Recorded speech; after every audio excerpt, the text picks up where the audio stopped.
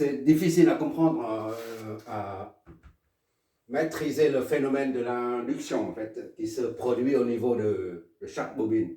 Pour l'instant, on oublie ce tableau. Je vais faire un rappel ici. On va prendre un exemple concret. Il s'agit d'un phénomène naturel. C'est pendant un orage, tu as un nuage chargé. D'accord? Ça peut être positif, négatif, peu importe. Ici, c'est le sol. Voilà. À un certain moment donné, les charges bien accumulées s'accumulent dans le nuage, dépassent une certaine quantité, environ 10 kV, je crois, 10 kV. 10 kV. 10 kV par centimètre. C'est-à-dire que quand la différence de potentiel entre le céleste et terrestre est de l'ordre de 10 kV par centimètre. Voilà. Ça fait 10 000 volts. D'accord? Par centimètre. Et bien, une étincelle se jaillit vers le sol. Là, c'est à peu près, la hauteur, c'est à peu près en général une dizaine, une quinzaine de kilomètres.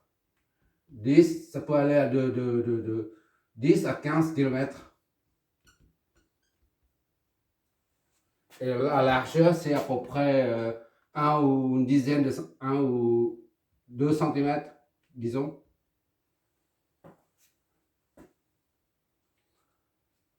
La décharge se produit du nuage là, vers le sol.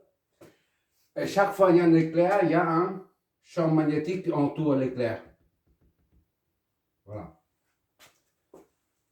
De même pour un conducteur, quand le courant passe, dedans là, le courant passe, et bien il y a un champ magnétique qui entoure le conducteur. D'accord? Ça, c'est le champ magnétique.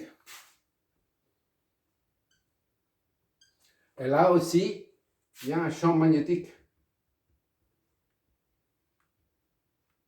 qui l'entoure. Ça, c'est comme s'il s'agit d'un conducteur. D'accord? Puisque l'air, on a dit pendant le développement de la formule fondamentale concernant le condensateur, on a bien expliqué le comment et le pourquoi il y a un éclair qui descend du nuage vers le sol. Et ça, puisque, je fais un rappel, puisque c'est l'air ionisé. L'air est ionisé. On ne va pas rentrer dans le détail. Pourquoi ionisé? Parce que sinon, on verra les cations, les anions, tout ça, et après, chimie, le domaine de la chimie. Tout ça, ça ne nous concerne pas. Nous, c'est ce qui nous intéresse ici, c'est le champ.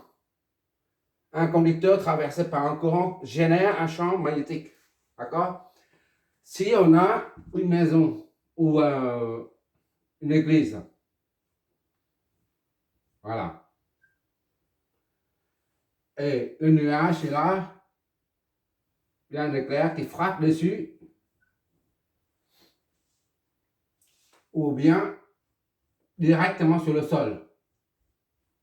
D'accord? Sur le sol. Et la maison, notre maison qui est là. Il y a des câbles électriques partout dans la maison. L'électricien, pendant l'installation, il a câblé ça au niveau des prises, comme ici, là, par exemple. Il y a des câbles, des fils électriques dans les ICT. Dans les ICT, ce sont des tuyaux comme ça. Là. Des gaines ICT, on dit des gaines ICT. Il y a des 3 câbles dedans. Voilà. Ça, ce sont des fils électriques. à l'intérieur de la maison. Et quand la foudre frappe le sol, et ben ça génère des ondes électromagnétiques. Et ça va toucher le conducteur qui se trouve à l'intérieur du logement. D'accord? Là, c'est un conducteur. Et ça, c'est une descente d'eau pluviale, si tu veux. D'accord? C'est en aluminium ou en bronze. Je sais pas trop en quoi ça fait. Et après, là aussi pareil. Puisque le champ magnétique varie, ça touche tous les conducteurs et les descentes d'eau en métallique. Et dès que le champ magnétique touche tout ça, là, ça génère un courant dedans.